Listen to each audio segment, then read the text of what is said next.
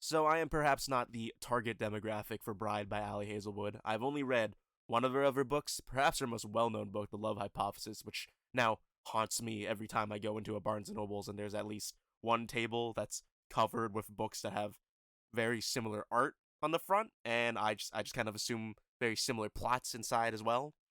Now I just happen to really get a kick out of anything that has a Dracula in it, especially like book Dracula, Francis Ford Coppola's Bram Stoker's Dracula, Gerard Butler's Dracula, Dracula where the games are beginning. So when I'm fumbling inside a Barnes and Nobles and I see Ali Hazelwood's newest book at the time, and it's about vampires and werewolves, which is a huge departure from her usual work of what I assume is the same thing over and over again, my interest was piqued. Maybe morbid curiosity is more accurate. Might even just be a glutton for punishment. In any case, I picked it up. Bride, first and foremost, like the rest of Hazelwood's previous work, is a romance novel. However, obviously in a very different setting. Not only is it about vampires and werewolves, Hazelwood boldly decided to depict her world where vampires, werewolves, and humans are all aware of each other's existence instead of being secret like Harry Potter or the demigods and Percy Jackson. Which, I think is a cool decision to make, a good decision if you are able to pull it off right. And I don't necessarily think Ali Hazelwood pulled it off. Not to bury the lead. Despite all three groups coexisting, Bride takes place in a world that isn't really dissimilar from just the regular real world that we live in. Specifically, I'm pretty sure the United States. And I think they explicitly say that they have to travel to California at one point, and that they can't use American Airlines. Like they're like werewolves are banned from them. Uh, Vampires here are spelled with a Y, and werewolves are abbreviated just wares, so you can distinguish these ones from every other vampire werewolf thing. They have their own respective territories and societies in the U.S., and they all maintain really fragile relations with each other and as well as human society. Vampires with a Y in particular have maintained peace with the humans specifically through the use of some kind of a collateral program in which humans send one of their own children to be raised by the vampires for 18 years, and the vampires do the same by they send one of their own children to be raised by the humans. The protagonist of Bride, Misery Lark, which is a fake name, is one of these collaterals, which was one of the collaterals prior to the events of the novel. By the beginning, she once again has to become one. However, this time she swaps with a werewolf and goes to werewolf society. Misery in this situation actually has to marry the leader of the wares, the alpha, as part of the deal. Misery is the daughter of an important vampire government official man who asked her to be a collateral once again, and she only agrees to this because her friend, her only friend, a human girl named Serena, went missing, and the only clue she left behind was a name, L.E. Moreland.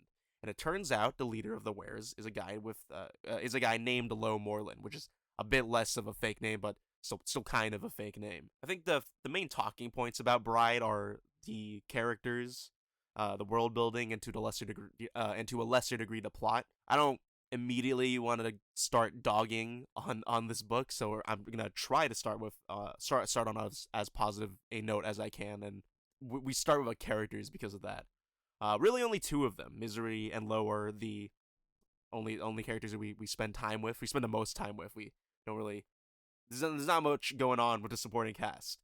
The book is told from Misery's perspective in first person, so we're stuck in her head the entire time, aside from little blurbs at the start of chapters that are written in third person from Lo's POV, which I honestly kind of forgot they existed because I just went on to the next chapter and really didn't really pay attention to the beginning part. Since we're basically forced to view everything through Misery's lens, through her narration, I ended up, I have to be honest here. I did think she was a little annoying, but otherwise kind of inoffensive. I wasn't particularly engaged with her as a character or like moved. I don't think she's anything particularly special, but she was kind of annoying, which I think is interesting because the one time I decided to see what other people thought of Bride, I went on a Reddit thread, and it seemed that people generally like Misery. They found her narration funny, but I personally found her kind of obnoxious. The way she narrates, or her narration or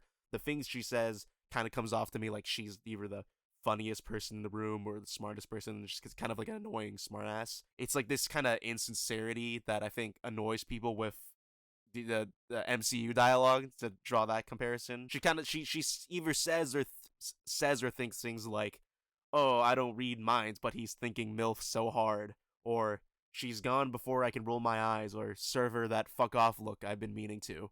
Um, that's just kind of like just not particularly good prose. Not that I normally try to criticize that, but that stuff really bugged me. Ultimately, it didn't like completely deter me from reading it, but it's just something annoying. It kind of, in a way, it reminded me of Wade Watts, but nowhere near as bad as Wade Watts. Besides, she's not just an annoying asshole. I think she has a little bit more going on under hood, considering she did willingly marry the leader of her blood enemy to find the one friend that she has. It's like one positive character trait I could say she has. Along with that being her primary motivator, I think a smart thing that Hazelwood did was the inclusion of Anna Moreland. Anna Moreland is Lo's much younger sister. She's like a toddler in this. She isn't really much of a character in the book so much as actual plot device, but what works here is her relationship with Misery. It's how her and Misery bounce off each other. I think it gives Misery some better characterization. When Anna is introduced, she's just kind of an annoying little kid. She does things she's not supposed to. She goes places where she shouldn't be. This time it's into Misery's room, where the one that she's staying in Were territory, Weretory. And what I think is smart about this, maybe it's a little thing, but I think it goes a long way to show that Misery is at least good with kids, or isn't awful enough to be mean to kids, even though it's a werewolf kid. Anna, despite being a werewolf, is still a kid, so she doesn't treat Misery like she's a horrible nightmare creature like the rest of her people do. So like that isn't lost on Misery, and in turn affects how she is with Anna, which I think adds a bit more to character. It makes me like Misery a little bit more. Uh, Moving on to Lo, I like Lo asterisk in terms of personality. He's just kind of like a stock good guy. I'm gonna try to I'm gonna try to refrain from making dog jokes just because he's a werewolf. I like to think I'm above that. Like Misery, we're shown that he's good with kids. And he's diffusing a little scuffle during the werewolf vampire wedding. He's diffusing a scuffle between a vampire kid and a werewolf kid. They broke each other's transformers or something. It's also stated that Lo, his method of leadership is less murdery than the previous alpha, that's a good thing. I think less murder generally a good thing. Not Lo isn't a character I'd say has a lot of flaws. There's just not really a lot going on with Lo. Not particularly a lot of depth to him besides being just kind of generally a good guy.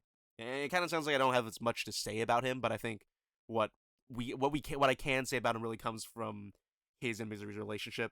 As a romance. As actual characters, him and Misery are like kind of whatever. They're fine. Aside from Misery just being annoying.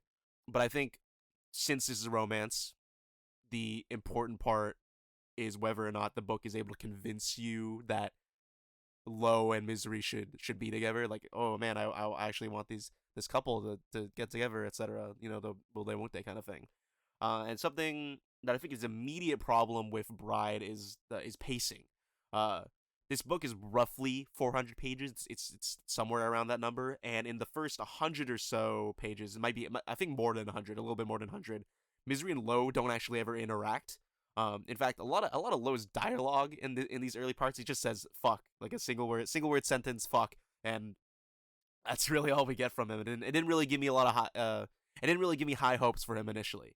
I just think having the first like quarter of your book showing minimal interaction between your main couple in a romance novel really kneecaps you. But sometimes sometimes you can pull out of that nosedive, and the question is whether Ali Hazelwood succeeds in pulling out from spending so much time without these two characters interacting.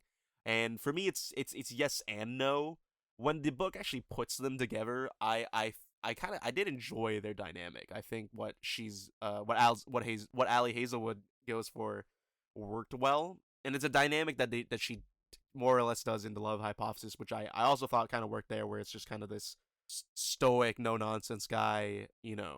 Their banter with a sarcastic asshole, Misery, sarcastic asshole. One of the issues I had, which admittedly might be just a me problem, more so than like an actual issue, is while I like Lo and Misery's like couple banter, That's like they have good back and forth.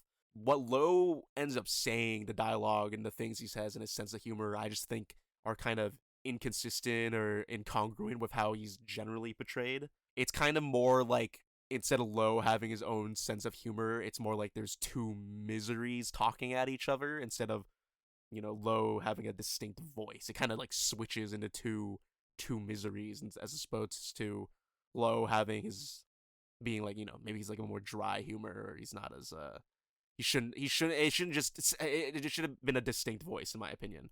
And that was something I also found that was consistent in the love hypothesis. So along with that and the pacing, while I think the start of the relationship is there for Misery and Low, I just don't necessarily buy that by the end of the book they are this like really strong couple by the end. And I think a big part of that is because a chunk of the book isn't dedicated to establishing them. I think it's along with this and the pacing, it's just Ali Hazelwood not quite striking this balance right between building that relationship and the plot and the world building. All of those aspects come off as a bit underbaked. Ultimately, I think the romance part of Bride is just like fine, but I think the immediate problem with that is fine maybe isn't acceptable, I imagine, in what's primarily a romance. I just feel that that's something that should have been significantly better than the rest of the novel. Which leads me to the rest of the novel. Specifically the world building, which is easily the worst part of the book. Worst part by a mile. The more I thought about it, the more I got like genuinely frustrated thinking about it. Um, some of you may ask, why am I criticizing this aspect of the book when at its core, it's like a dumb romance, which I think is a fair question, but Ali Hazelwood did choose to tell Bride in a world that has vampires and wares integrated into society as opposed to making up a secret one that exists separately, and which ultimately would, I think make a lot of that easier, but she chose to set it in this kind of world and chose to spend a lot of time exploring that, so I think, totally fair to criticize that. With that, let's talk about the world building and then the plot right after. I feel that whenever Bride has answers for about the world, it only just raises more questions. I'm getting a bit ahead of myself. We'll just go over and elaborate more on what's going on in the world of Bride to get some context. Like I said before, Bride takes place in a world where both vampires and werewolves exist, but more importantly, again, their existence isn't a secret. Those two races, along with regular humans, all maintain this tenuous peace, at least in the United States. In addition, the only real background given between the relations between vampires and werewolves was an event known as the Aster. The Aster happened 200 years prior to the events of the book, where in another attempt to maintain the peace between vampires and werewolves, they had decided to have another wedding between the two species, interspecies wedding. However, Wares decided to do a bit of a massacre, and obviously didn't end well from therefore. And that's where the first question comes up. The three races, at least only in the U.S., are all segregated with their own territories. At least it seems like their own territories with their own governments, own societies. I'm pretty sure they're not on like reservations or whatever. Yeah, but the vampires have their own council. They're established to have like a form of government, and the Wares obviously similarly do. Like the vampires operate like their own separate entity with their weird hostage exchange program. And I kind of feel like that raises the question of, how did vampires and werewolves get there? How did they always exist in this version of the US? And if they did it, how did they get to have their own land in the US? And I understand, I'm not asking for this book to explain every little detail. Ultimately, the division of territories between all three of these factions isn't the crux of the book, despite how important the politics are. I'm not saying the book has to sit down. I'm not saying the book has to sit the reader down and give you a history lesson about how anything works. It's especially harder, when every character has lived in this world, and you can't just have a character just isekai there and they get explained how everything works. But I feel that some things just kind of need to be explained to you. Like the fact that humans, vampires, and werewolves in the US all seem to be constantly at the brink of war. The book never actually explains, why the conflict ever exists between them. And I feel like it starts to make less sense the further you get into the book. And the most we get is like a line in the prologue, which is just like, this war of ours began centuries ago with escalations of violence, but like, why did the violence happen in the first place? And I know it's like a given in fiction that of course werewolves and vampires are mortal enemies, and like the popular example of that is Twilight. But I feel like it's fine in that scenario because Twilight is not just about vampires and werewolves going at it, but even Twilight gives a reason for that conflict existing. But I just don't think in the context of Bride, where so much of the book is about the politics between these three groups, that there isn't a reason given. Going back to how I mentioned that there isn't like a character who got another worlded here for exposition to happen, or if you're Harry Potter, you just told everything in the classroom. Ali Hazelwood actually did create a character that could have functioned perfectly for the purpose of conveying information or exposition to the reader, and it's Misery. She didn't actually do that. So I mentioned earlier that Misery was a collateral, so for the first 18 years of her life, she lived with humans and not vampires. So as a result, Misery doesn't feel that she belongs in vampire society, and it's why she only has one human friend. The second chapter even has her father telling her that she doesn't know as much because she was raised in human society. You grew up among the humans and did not have the advantage of a vampire education, so you may not know the full history of our conflict with the wares. And that's not even considering that Misery is sent to live with the wares, something she knows even less about than being a vampire. She's perfectly set up to be able to ask questions that are like, hey, why are you guys even fighting? Or, hey, how does were territory government / society work? Because if anyone asks why she doesn't know that already, it's backed by the fact that she lived with humans and she has to live with wares now. She never actually lived with vampires all that much. Even on the vampire end, another vampire can just assume that she doesn't know anything and start telling her. And even if she did, you could just have her like cut them off and be like, yeah, I know what's going on vaguely. Since we're on the topic of werewolf and vampire society, the most of the book takes place in werewolf territory, weretory. A lot of what I'm going to talk about is applicable to that, but still applies to the vampire stuff. From the start of the book, we're shown that Misery is good with computers. I swear I'm going somewhere with this. She has a computer science degree from a human college. The start of the book is her showing up at her job in human society, where she's not supposed to be. She's working there under a false identity. She has to wear contacts and file her teeth down to pass as human. And that's all fine and good until we get to chapter 4. Misery narrates about looking into the name Ellie Moreland, the one clue that she's left with about Serena's disappearance, and she notes how Lowe's digital footprint is non-existent, and whoever was wiping that had to have been extremely talented at it. And then she says, once I found out from father that Lowe was aware, the secrecy finally made sense. Their firewalls have always been exceptional, their networks hack-proof, which I feel raises some questions. Or maybe you're regular and that specific thing doesn't bug you, but you're bear with me here. So I've said ad nauseum, all three of these groups are segregated. They're all separated. So, if werewolves have really good cybersecurity, where do they go to learn it? Do werewolves have their own universities? And, that question just keeps kind of going up and up until you get to things like, where did the werewolf instructors get their training from? Do they have human instructors? And that bugged me for basically the entirety of the book, but it does get answered, and the answer is simple. They just pretend to be human and go to human college. In chapter 13, Misery explicitly says that vampires, and I assume, Misery explicitly says that vampires, and she assumes that wearers have to pretend to be human to get into college, which is at least the case for vampire society. And she says that getting that kind of training is very useful. It's very valuable to have like a college degree from human college. And that kind of implies in universe that vampires don't have a form of higher education there. In universe, there aren't a lot of vampires for reasons that we'll get into later. But logistically, I just feel like that's kind of insane. If every vampire who wants to go to college, and I assume a lot of them are college educated in this book, that they have to pretend to be human to get into college, which I feel like isn't really feasible if a lot of vampires at once are trying to get into college without being detected. Or like, maybe they just take online classes, but there's only so much you're able to do from one of those. Like, there's another werewolf character in the book, Juno. She's offhandedly mentioned to be a geneticist, and I'm just like, how did she become a geneticist?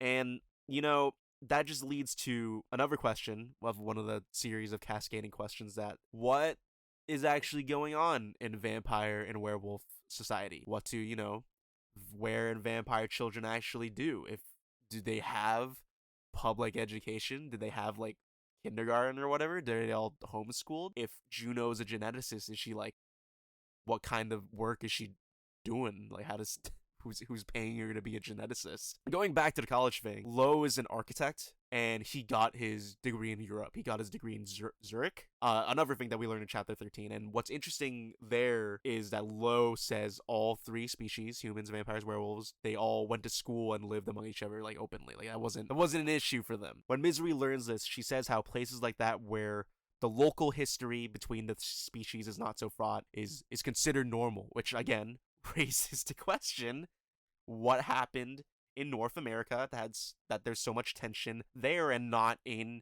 Europe? It's just never explained. Back on track here.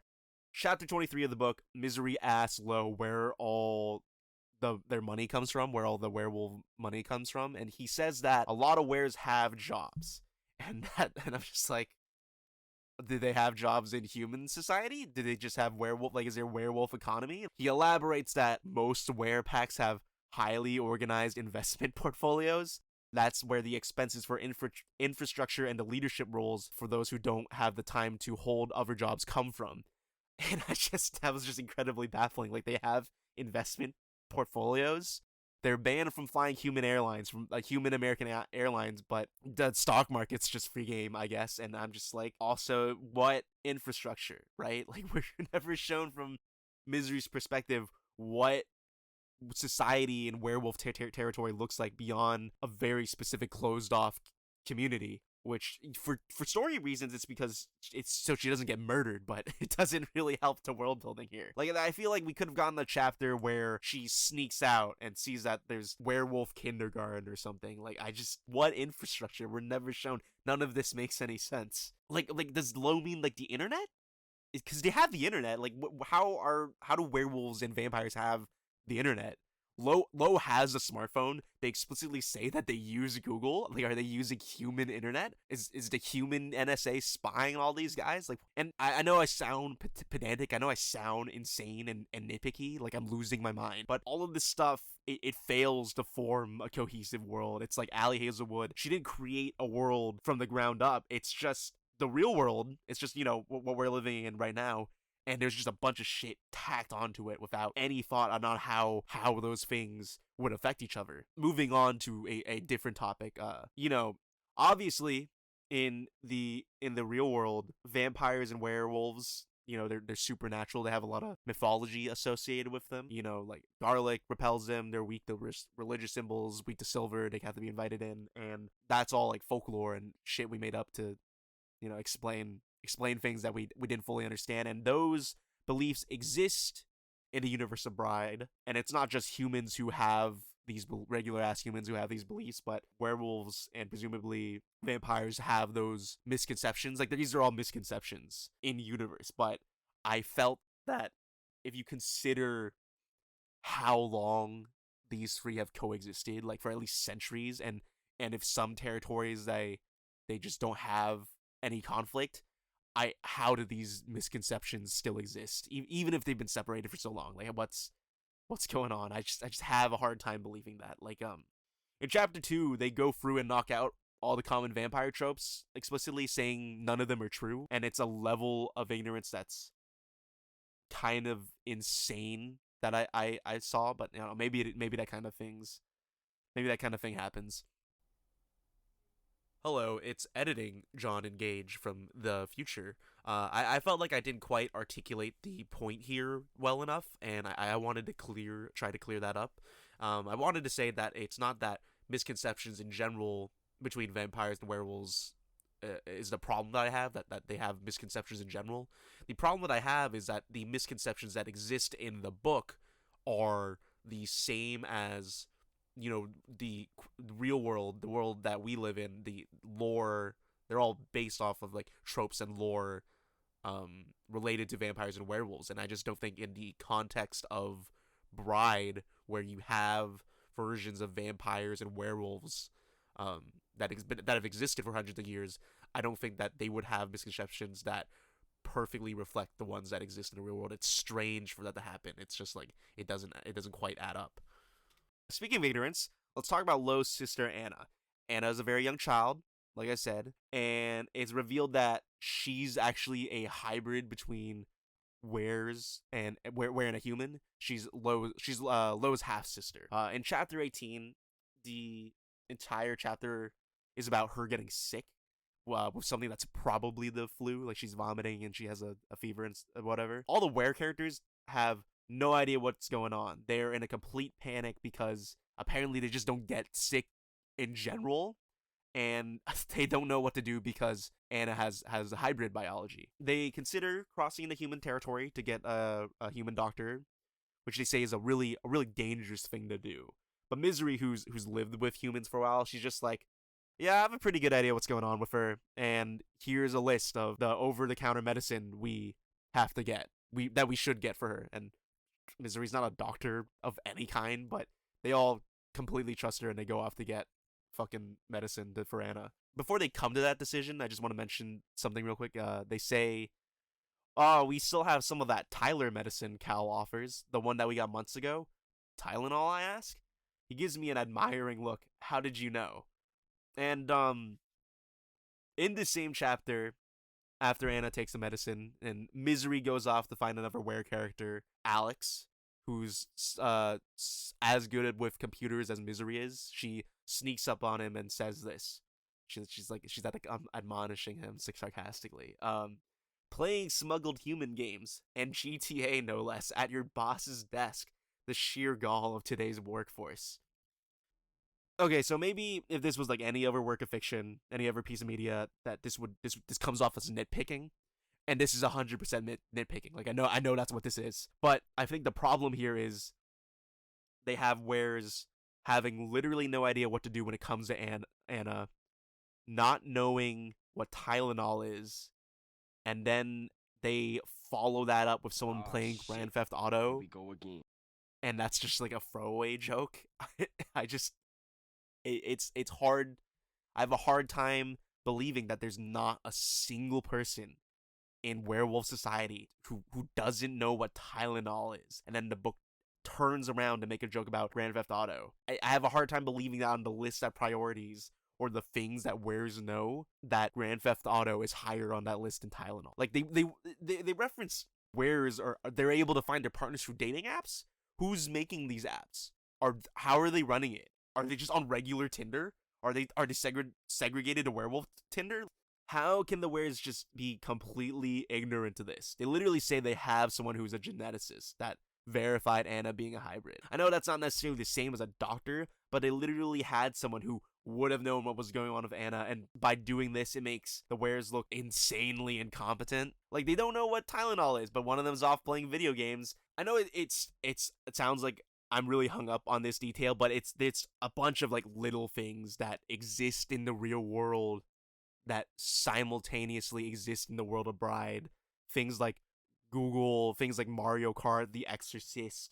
All of this is just like, how did all of these things still come to be, but they're not changed at all by the fact that werewolves and vampires actually exist in this world. None of this is like cohesive. They're not like, there wasn't a lot of thought put into this. Again, it's a bunch of shit that's tacked on each other.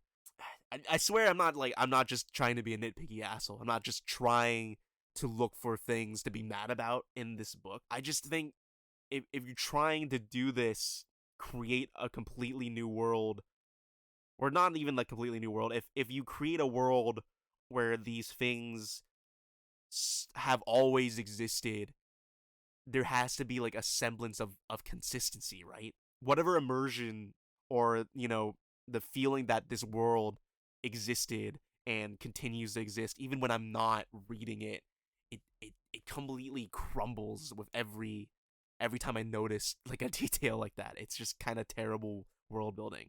And since we're just talking about genetics and hybrids or whatever, let's talk about the vampire werewolf traits in universe. Ali Hazelwood chose to make both of these fantasy races not fantasy races. They're just like science vampires and werewolves. Something we learn very early on in the book. Misery's narration says that the thing is, humans and weres and vampire might be different species, but we're closely related.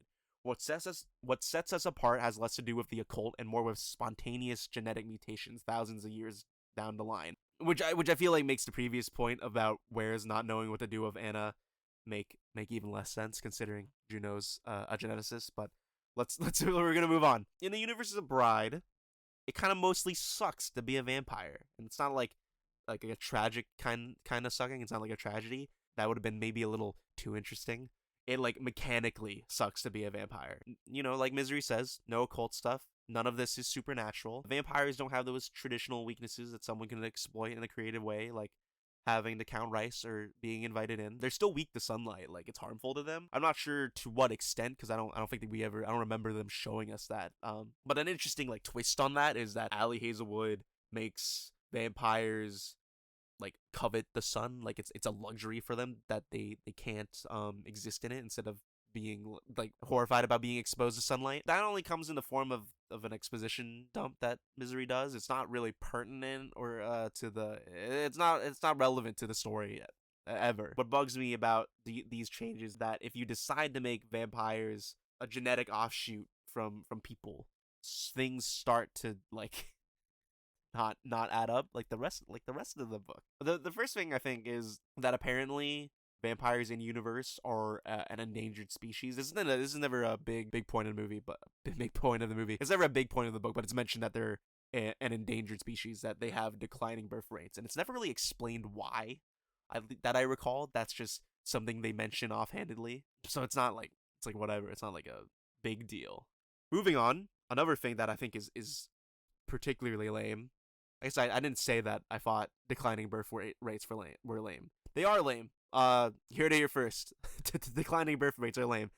Second thing about vampires that I think are lame in the world of Bride is that they still retain the ability to enthrall someone. Like they like hypnotize you and brainwash you or whatever. In universe, this is explained that vampires have some kind of ability to induce a hypnotic state onto a regular person with their eyes. There's some kind of like tiny little muscle in the eyes of vampires that can make you that can make you fucking brain controlled. I'm struggling. I have a quote. Here's a quote. An additional intraocular muscle that allows us to shift our eyes at high speed and induce a hypnotic state, which I think in a vacuum hypothetically could have been like a cool idea. One of my earlier complaints was how do misconceptions about vampires and werewolves still exist if they've been around forever. I think if the book went into more detail to explain what natural sort of pseudo-scientific answers or explanations could have caused these misconceptions in Bride, that would have been a cool thing to do. Unfortunately, there's not really more than that. That's all Ali Hazelwood gives us on why do these misconceptions of vampires exist. Despite me saying that on paper could have been a good idea, I personally feel that it's really lame to just give it like a science explanation. Like it's like, yeah, this is muscle in her eye.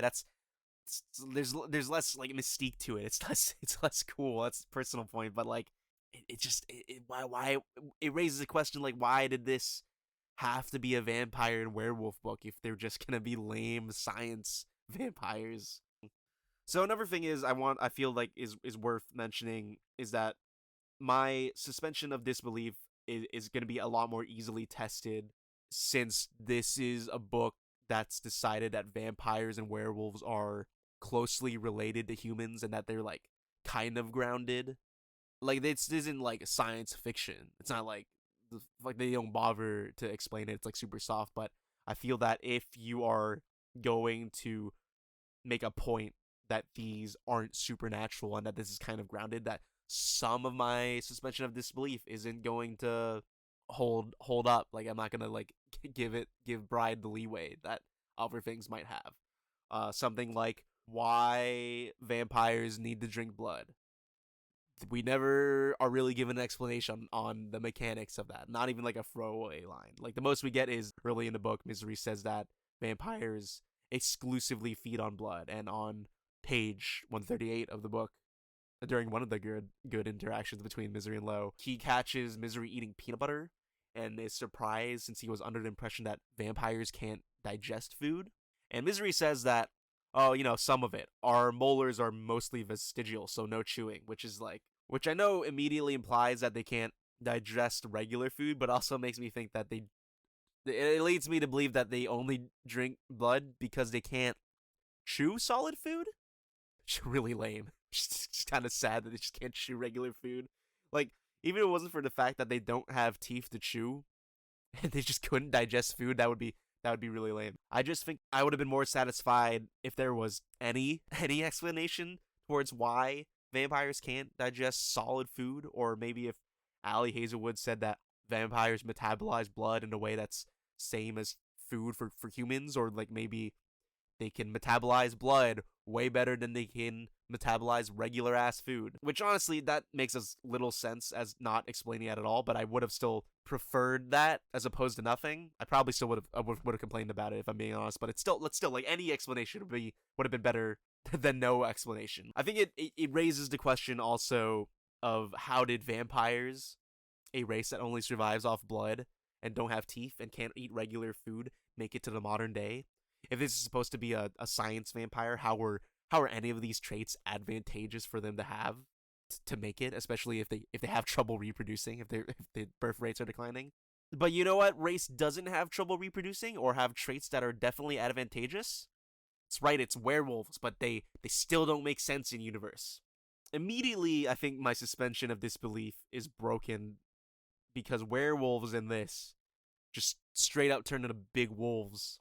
Now again, the impression I got was, since sort of based in reality, they're science werewolves, that I thought they'd just be kind of like, like Wolfman or like Werewolf by Night, like they'd become like some furry guys. I think that would have made a lot of sense in this context, but they straight up just turn into whole ass wolves. So I feel like he kind of threw out the part saying that they're closely related to humans, but they just turn into a fucking wolf, like they turn into a quadruped fucking wolf. How does that make any sense? Even though, cursory search, I just looked it up. Turns out wolves share 84% of their genetic code with humans. But I still don't think you can call that closely related or grounded. Earlier I mentioned that werewolves just don't get sick, or they don't get human illness, and I'm like, all right, that's fine. Why not? But turns out wolves can just get tuberculosis. So what is it about werewolves in this that make them immune to everything from flus to the common cold? Like, what does that extend to? Can they just not get cancer? Do werewolves in this not get STIs or anything? Speaking of STIs, for whatever reason, I know what the reason is. People who enjoy this book know what the reason is. Malewares still have a knot. Malewares still have a knot. If you don't know what that is, it's not. You're gonna have to find that out yourself. They don't retain any other part of wolf physiology in human form. That raises the question of why not? Why don't they have any other wolf bits attached to them? I mean, and again, we know why. It's to facilitate smut. Moving on. Wares have this concept of mates, and that's like soulmates, but not reciprocated both ways. There's apparently a biological component to it. It's not like a cultural thing. Doesn't make any sense. What happens is like wares get this sensory overload chemical change in their brains when they find their mate, and it's like, what is that? How does that work? It's apparently really rare, but it can also happen between Low and Misery. So it's not just between wares. So I feel like that makes even less sense. Like, what about it sets off that concept of mates? It's not like pheromones or whatever, like wolf pheromones. Maybe female like wares secrete something that only a specific male were can detect. Like it's like a combination. It's like a lock that only one key fits into the one lock. Maybe it'd be that kind of thing. But if Misery can set it off, how the fuck does that work? And I understand, narratively, I understand what purpose it serves, but it's another thing that compromises the world building, I feel, because it's just kind of haphazardly put together. Like Ali Hazelwood didn't think too hard about it. Which, speaking of things that she didn't think put a lot of thought into, a segue I probably could have put in any part of the script, if I'm being honest. We're gonna talk about the plot. Time to talk about the plot. Again, pacing's a problem with the plot because there's 100 pages of not a whole lot going on. But there's something I gotta elaborate on. Since the premise of the book is about Misery marrying a werewolf king, some kind of diplomatic situation, as a means for Misery to find her only friend, there's like a subplot that is about the power shift in Were society. Prior to the events of the book, in order to become king of the wolves, Lo challenged the previous alpha to fight to the death for the leadership of all the wares. I forgot his name. It was like a dog's name. I think it was like Roscoe. I think the previous alpha's name was Roscoe. Obviously, Lo won as he is the alpha, and I mentioned it several times. But they remain wares that are still loyal to the previous leader, and they plot against Lo's pack. They do call them packs in universe. So a fair amount of the book is focused on trying to figure out what's going on with the conspiracy against Lo. But it turns out they actually have nothing to do with the plot. That subplot's basically just completely dropped. They have nothing to do with Serena's disappearance. And by the last third of the book, they're just not mentioned at all. It's kind of a huge waste of time.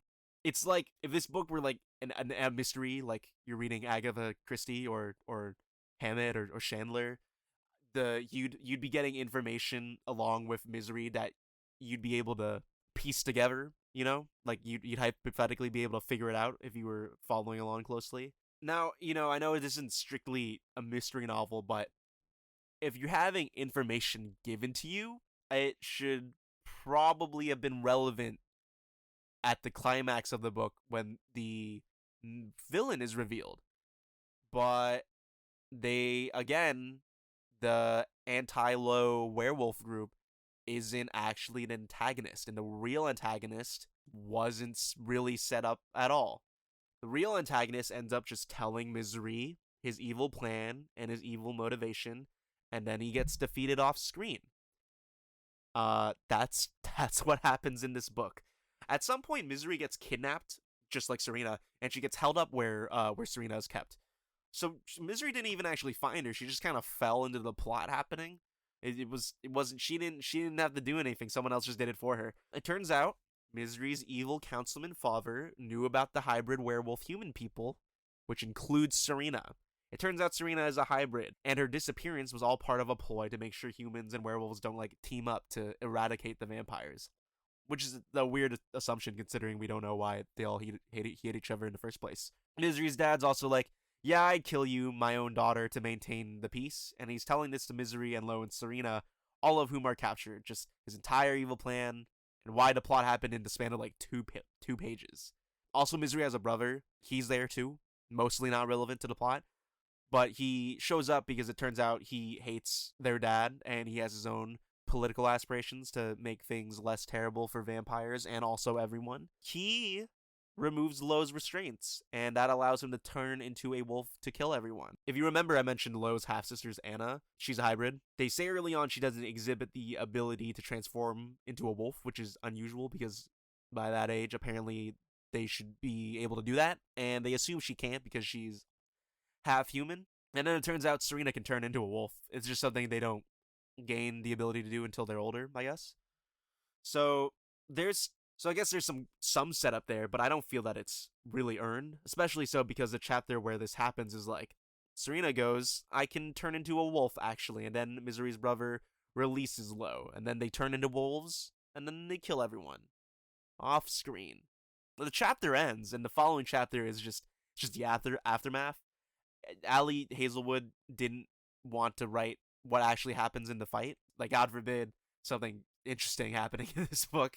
This part was just kind of really upsetting for me. I thought it was like a Deus Ex Machina to just like, yeah, Misery's brother was on your side the entire time, and also Serena can turn into a wolf.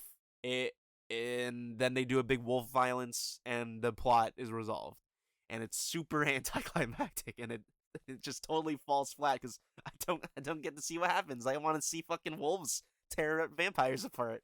I know maybe Ali Hazelwood's primary audience isn't really here for that kind of thing, but I kind of can't imagine that anyone read that part and just be like, wait, but it just skipped over to fight? Like, it just skipped over that? The book has a few more pages. Excuse me. The book has a few more chapters. Or like whatever. I apparently. Whoops. I lied about them dropping the plot point with the anti-low werewolf pack. That's just resolved off screen, which is it's the same. It's basically the same as them dropping that plot point completely. Turns out Low just got a bunch of evidence against them, and they're going to do a were crime tribunal against the rival group. There's a sex scene, not a particularly good one. I think by the time I got to the end, I was still overcome with disbelief that the book just decided to skip over the big climax. It's not really much left to say with Bride. Bride was bad in ways that I didn't think it would be bad, which maybe isn't fair. I've only read one of Ali Hazelwood's other book, but writing a vampire werewolf supernatural romance just kind of I felt like should have been a slam dunk. But if it was only a slam dunk, right into the garbage. You know, at the end of the day, I have a real hard time wrapping my head around why this was the story that Ali Hazelwood wanted to tell, and that this is the way that she chose to do it. And I imagine, again, some of you who have made it this far are wondering why I'm taking a book like this so seriously, which I think is a fair question. I have to imagine to some degree that Ali Hazelwood wants you to take this book seriously, right? It just can't be to facilitate like a kind of underbaked thin romance and some real subpar smut that's only like one part of the book. Like, you can read, there's a lot more smut. If you want to read smut, buy volume. There's other places to do it. AO3 exists. Like, it can't just be for that. Like, there's so much effort that's clearly put into the world building and the plot that it's not. I don't think it's just. It was just flavor text, right? Like, like Ali Hazelwood. End of the day, Ali Hazelwood. If you just want to write smut, you can do that. You don't have to build like. You don't have to half-ass a whole plot around it, or like or full-ass a bad plot around it. It's fine if you just want to do that. It's okay.